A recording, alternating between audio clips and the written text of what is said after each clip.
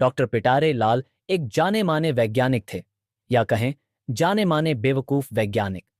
उन्होंने अब तक जितनी भी खोजें की थीं, उनमें से 99% फेल हो चुकी थीं।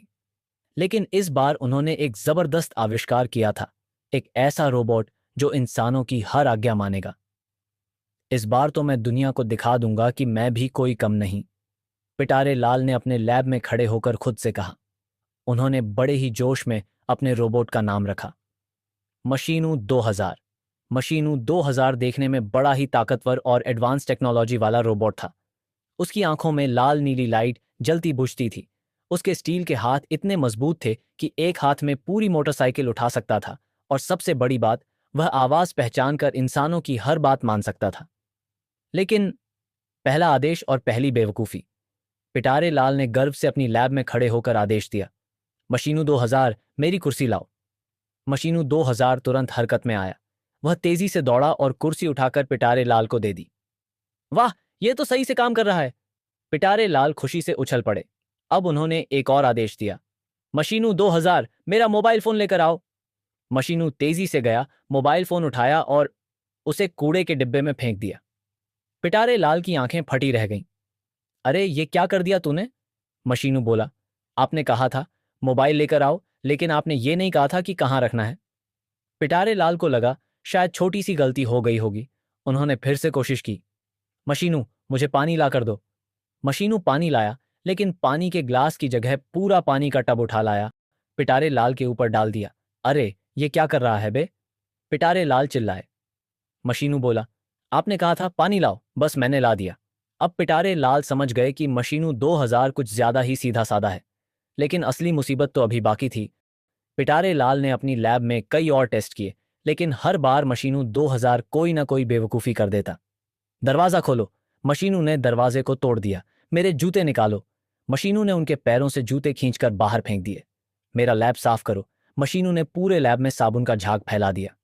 पिटारे लाल का सिर चकराने लगा। अब उन्होंने गुस्से में कहा, तू बिल्कुल बेकार है मशीनू, तू मुझे बेवकूफ़ बना रहा है। मशीनू बोला, मैं तो वही कर रहा हूं जो आपने कहा, आप ही मुझे सही कमांड नहीं देते। अब पिटारे लाल का गुस्सा 7वें आसमान पर था। उन्होंने एक आखिरी आदेश देने की ठानी, मशीनू, चुप हो जाओ और अपनी बैटरी निकाल लो। मशीनू ने आदेश मान लिया, लेकिन उसकी बैटरी ही नहीं, अपने पूरे हाथ पैर निकाल दिए और ढेर हो गया। रोबोट बना राष्ट्रीय समस्या। अब पिटारे लाल को गुस्सा आ चुका था। उन्होंने सोचा, इस बेवकूफ मशीन से छुटकारा पाना ही ठीक रहेगा। उन्होंने मशीनों को बेचने का फैसला किया। उन्होंने एक विज्ञापन निकाला, दुनिया का सबसे अनोखा रोबोट, सब कुछ करता है, 50% डिस्काउंट पर उपलब्ध। जल्द ही एक ग्राहक आया, शर्मा जी। शर्मा जी को मशीनू पसंद आ गया। उन्होंने उसे खरीद लिया और घर ले गए। लेकिन घर पहुंचते ही मशीनू ने अपनी बेवकूफ़ी दिखानी शुरू कर दी। चाय बनाओ। मशीनू ने चाय के साथ चाय पत्ती भी कप में डाल दी। बिजली का बिल जमा करो। मशीनू पूरा बिजली मीटर ही उखाड़ लाया। बच्चों को स्कूल छोड़ आओ। मशीनू बच्चों को स्कूल की बजाय चिड़ियाघर छोड़ आया। शर्मा जी का सिर फटने लगा। उन्होंने तुरंत पिटारे लाल को फोन लगाया, डॉक्टर साहब, ये रोबोट तो मेरा घर तबाह कर देगा। अब पिटारे लाल के पास मशीनू को लेने के अलावा कोई चारा नहीं था। उन्होंने उसे वापस बुला लिया। वैज्ञानिक को मिला सबक। पिटारे लाल ने मशीनू को अपने सामने खड़ा किया और कहा, मशीनू, अब मैं तुझे बंद करने जा रहा हूं। मशीनू बोला, सॉरी मास्टर, मैं सुधारने की कोशिश करूंगा। लेकिन पिटारे लाल अब किसी और मुसीबत में नहीं पड़ना चाहते थे। उन्होंने मशीनू को डिब्बे में बंद कर दिया और अपने अगले आविष्कार की तरफ बढ़ गए।